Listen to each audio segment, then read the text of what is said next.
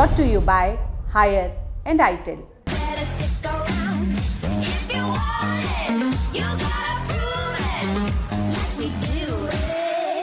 जनवरी की ठंड, 15 तारीख, शाम का मौसम और आर्मी हाउस का लॉन, जहां सेना दिवस के मौके पर एक आयोजन हो रहा था। इस बार का ये समारोह कुछ खास था क्योंकि इसमें शामिल थे एक ऐसे विदेशी मेहमान जिनका नाम कुछ ही दिनों में देश को हिला देने वाली जासूसी स्कैंडल से जुड़ने वाला था।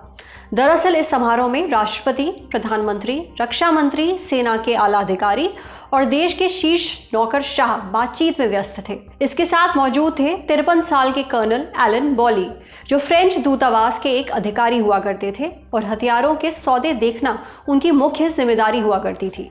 दिल्ली में 4.5 साल रहने के बाद बॉली की काफ़ी जान पहचान हो चुकी थी। वो अपने मजाकिया अंदाज के लिए भी जाने जाते थे। यही लंबी कद काठी के एक और जाने माने शख्स भी मौजूद थे जो रक्षा सचिव और कई शीर्ष अधिकारियों के साथ बातचीत में व्यस्त थे। ये थे पीसी अलेक्जेंडर, तब प्रधानमंत्री के प्रधान सचिव, कहें तो भारत के सबसे सीनियर ब्यूरोक्रेट। हंसी मजाक चल रहा था, बातों का सिलसिला जारी था, मानो सब कुछ ठीक हो। लेकिन अगले ही रोज एक अजीब सी घटना हुई। एक गिरफ्तारी हुई जिसने तमाम बड़े नौकरशाहों, उनकी निजी स्टाफ और 6 विदेशी डिप्लोमैट्स को सबसे बड़े जासूसी स्कैंडल के केंद्र में ला दिया। ऐसा स्कैंडल जिसके तार अमेरिका से लेकर पाकिस्तान तक जुड़े थे। नमस्कार, मेरा नाम है सरवत और आप देख रहे हैं ऐतिहासिक किस्से कहानियों से जुड़ा हमारा रोजाना का कार्यक्रम तारीख, जिसमें आज बात एक जासूसी स्कैंडल की जिसके केंद्र में है हेली रोड का एक मकान, जेरोक्स की दुकान, 2000 पन्नों की चार्जशीट, 188 गवाह, प्रधानमंत्री कार्यालय और देश की सुरक्षा से जुड़ी सैकड़ों खुफिया फाइलें।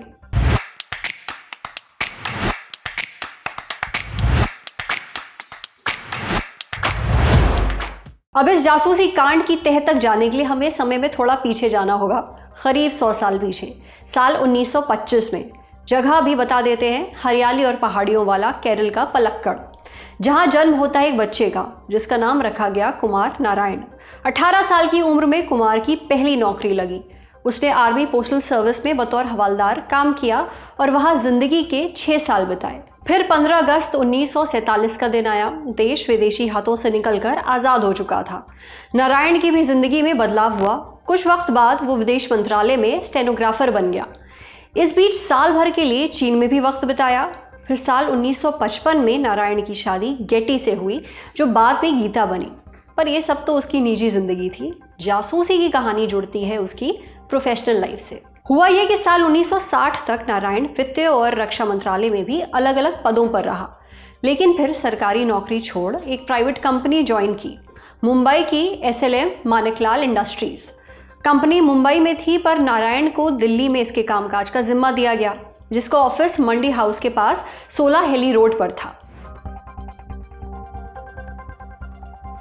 16 हेली रोड, 17 जनवरी की रात, और 2 लोग जो शराब के नशे में धुत होने की तैयारी में थे। तभी पड़ती है रेड।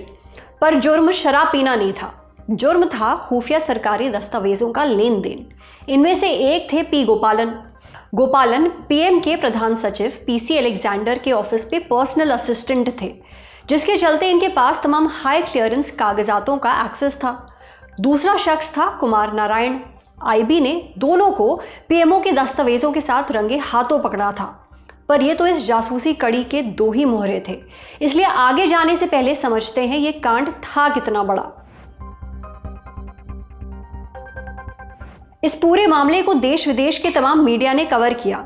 16 अप्रैल 1985 को अमेरिकी अखबार द न्यूयॉर्क टाइम्स में छपी एक खबर में लिखा जाता है, आज 9 भारतीय नागरिकों को जासूसी के आरोप में गिरफ्तार किया गया, जिसके साथ 5 महीनों से चल रही जांच खत्म हुई, जिसके तार भारतीय प्रधानमंत्री कार्यालय तक जुड़े थे। आगे रिपोर्ट्स का हवाला देते हुए पूरे मामले में 6 फॉरेन डिप्लोमैट्स के जुड़े होने की बात भी कही गई, जिसमें फ्रांस, ईस्ट जर्मनी और पोलैंड जैसे देशों का नाम आया।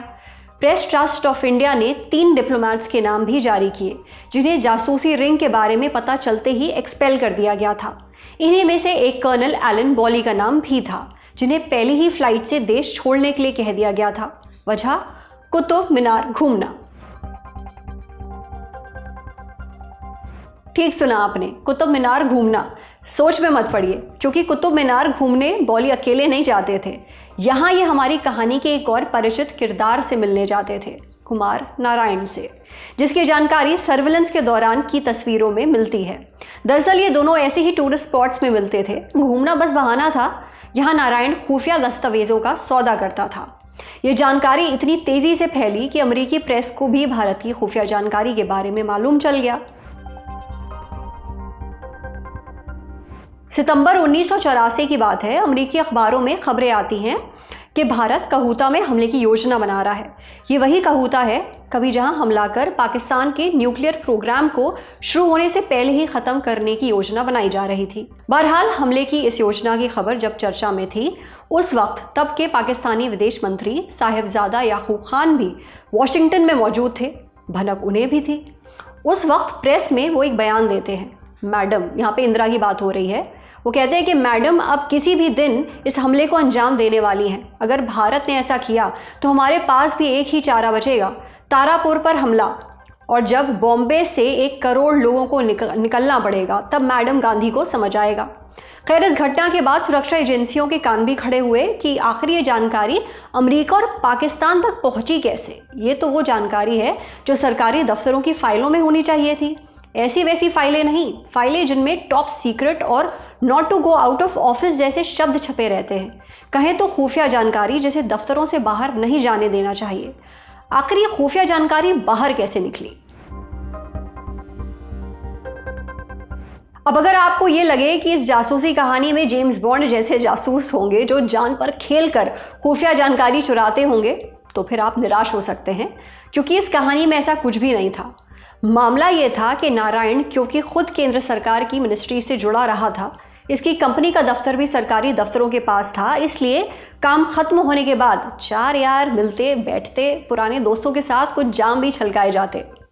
बातें होती तो कभी कभी पर्सनल प्रोफेशनल की जो लकीरें हैं वो धूमिल हो जाती। कभी सरकारी कर्मचारी कुछ टिप्स भी दे देते, मसलन सरकार कहाँ क्या खर्च करने वाली है।